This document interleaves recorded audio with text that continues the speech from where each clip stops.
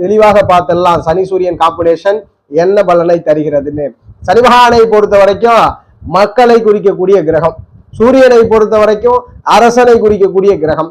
நிர்வாகத்திறன் எதையுமே ஒரு கட்டமையோடு ஒரு கர்வம் நிறைந்த ஒரு பலனை சூரியன் தருகிறது. அதனாலதான் அதை அரை பங்கு பாவர்னு சொல்றோம். அரை பங்கு தான் சுவர் சூரியன்.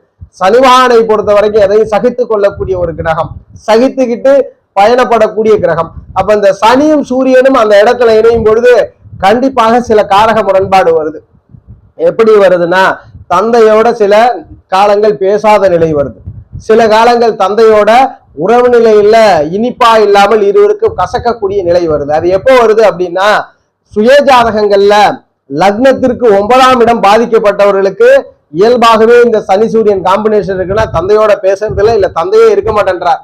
அப்படி இருந்தா கூட அந்த தந்தையும் மகனும் பேசிக்கொண்டு மகளும் பேசிக்கொண்டு கிட்டத்தட்ட ஒரு 10 வருடம் ஆகுது, 15 வருடம் ஆகுது, பேசுறதே இல்லை அப்படின்ற ஒரு தகவல் எல்லாம் இந்த சனி சூரியன் காம்பினேஷன் கொடுக்கிறார் இயல்பா. இதே சனி